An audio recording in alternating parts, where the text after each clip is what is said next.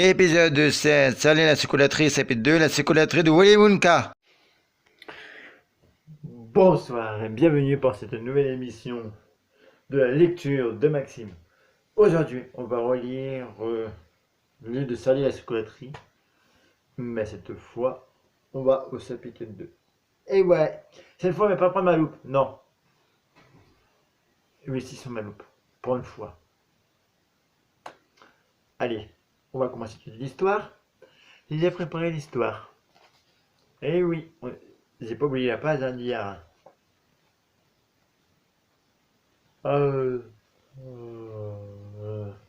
Pardon. Par contre, avant que je commence à dire, ne laisse pas passer pendant une semaine ou 15 jours. Pendant 15 jours. Quand il commence, il est très acide et c'est plus bon du tout. Quand c'est acide, c'est dégueulasse. Faut couper ça avec de la glace à l'eau. Il est encore un peu acide, mais bon, bref. C'est pour ça que j'ai des bons Coca-Cola.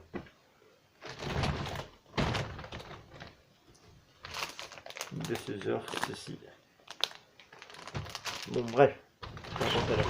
On va commencer à dire, et il y a à peu près, si je ne me trompe pas, oh bah il y a beaucoup de pages. Ah non, de pages. Vous êtes prêts? Ouais, je pense que la vidéo va être bien longue.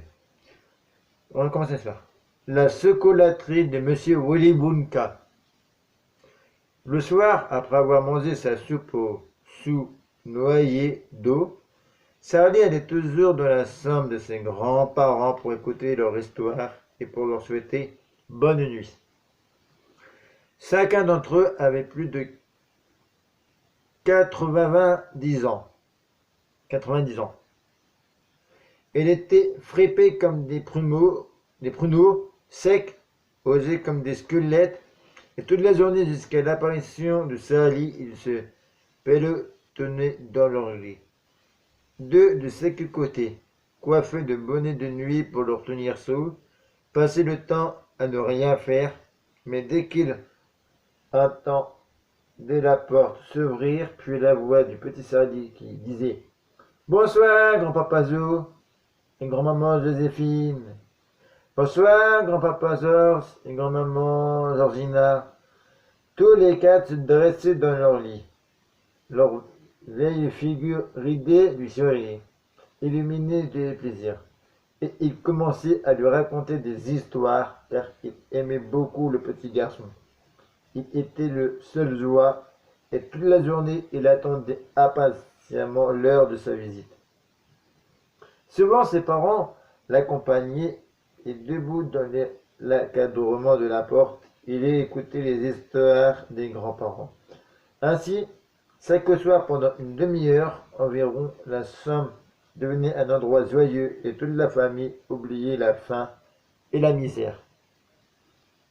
Un soir, en venant voir ses grands-parents, Sally leur dit « Est-il bien vrai que la chocolaterie Wonka est la plus grande du monde ?»« Si c'est vrai !» s'écriait-il en chœur.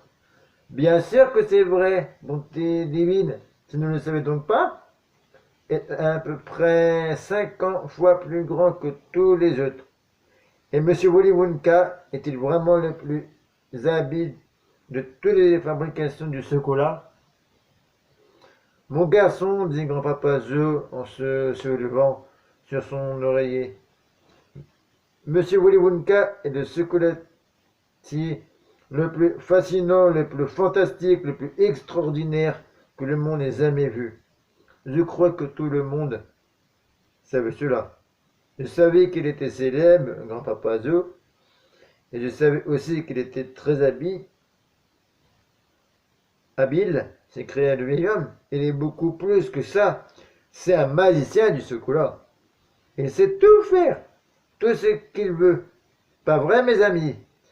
Les trois autres virent se marrer, mirent à branler doucement la tête et ils dirent « C'est absolument vrai.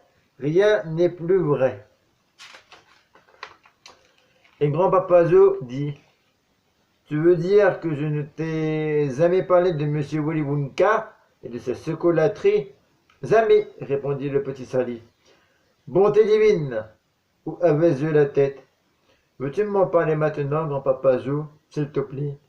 Saint Armement, viens t'asseoir près de moi sur le lit, mon petit, et écoute-moi bien. Grand-papa Zou était le plus vieux des 4 grands-parents. Il avait 96 ans et demi, et il est très difficile d'être plus vieux que lui. Comme toutes les personnes extrêmement âgées, il était fragile et de santé délicate. Dans la journée, il parlait à peine, mais le soir, en présence de Salih, son petit-fils bien-aimé, il semblait renouir comme par miracle. Toute fatigue le quittait, et il devenait vif et roulement comme un jeune garçon. Oh, quel homme ce monsieur Willy Wonka! S'écria grand-papa Zou. Est-ce que tu savais, par exemple, qu'il a inventé à lui seul plus de 200 nouvelles variétés de bâtons de chocolat, 5 inforés de façon différente, plus sucrés, plus onctueux, plus délicieux les uns que les autres. Aucun autre chocolatier ne peut en faire autant. C'est la vérité, cria grand-maman Joséphine. Et il est expédié aux 4 coins de la terre. N'est-ce pas vrai, grand-papa Zou? C'est vrai, ma sœur. C'est vrai, il envoie à tous les rois et à tous les présidents du monde entier. Mais il ne fait pas seulement des bâtons de chocolat. Oh non! Oh mon Dieu! Il fait mieux! Il a plus d'un tour dans son sac. C'est étonnant, monsieur Willy Wonka. Sais-tu qu'il a inventé un procédé permettant à la glace au chocolat de rester froid pendant des heures et des heures sans qu'il ait besoin de la mettre au frigo? On peut même les poser au soleil toute la matinée à un jour de grande chaleur et elle ne fondra pas. Mais c'est impossible, dit le petit Charlie en ouvrant des yeux tout ronds sur ses grands-parents. Bien sûr que c'est impossible, s'écria grand-papa Zou. C'est même tout à fait absurde.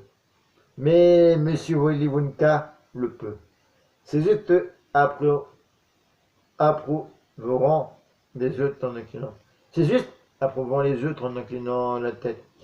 Monsieur Monsieur Wonka le peut. Et puis, reprit grand-papa Zou en parlant très lentement pour que Saline ne perdît pas un mot de ce qu'il dise. Monsieur Willy Wonka sait faire des pâtes de guimauve parfumées à la violette et des caramels mous qui changent de couleur tous les 10 secondes quand on les suce, et des bonbons feuilletés qui fondent délicieusement dès qu'on les prenne entre ses lèvres. Il fabrique de chewing-gum qui ne perd jamais son goût, et des ballons en pâte de fruits qui deviennent énormes quand on souffle dedans. Puis on les pique avec une épingle et on les avale. Et puis il y a une méthode secrète pour faire des bons œufs d'oiseaux bleus. Tastés de noir ici, on y prend un dans la bouche et devient de plus en plus petits jusqu'à ce que soudain il ne en reste qu'un minuscule bébé oiseau tout rose, ainsi que percé au bout de la langue. Grand-papa Zou se tut un instant pour se passer lentement le bout de la langue sur les lèvres. Rien qu'à y penser, j'ai l'eau à la bouche, dit-il. Moi aussi, dit le petit Sardi. Mais continue, s'il te plaît. Tandis qu'il parlait, monsieur et madame Bucky, les parents de Sardi, étaient entrés sur la pointe des pieds. Tous deux se tenaient près de la porte et écoutaient. Raconte à Sardi l'histoire de ce prince indien fou, dit grand-maman Joséphine. Il l'aimera bien. Tu veux parler du prince Pondichéry, dit grand-papa Joe. Puis il éclatait de rire. Complètement toqué, dit grand-papa Georges. Mais très riche, dit grand-maman Georgina. Qu'est-ce qu'il a fait? Demanda vivement Charlie. Tu le sauras, dit grand-papa Zou. Écoute-moi bien. Voilà pour cette histoire d'aujourd'hui. Si la vidéo vous a plu, n'oubliez pas de liker, de partager et de vous abonner en cliquant sur la cloche de notification pour noter aucune de mes vidéos. On se dit à très bientôt. pour de nouvelles vidéos. Goodbye sur l'émission de la lecture de Maxime.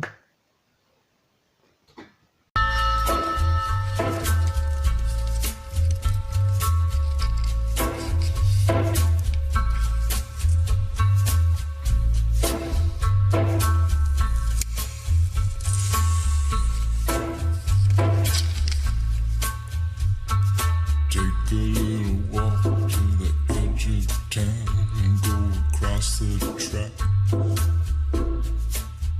where the viaduct looms like a bird.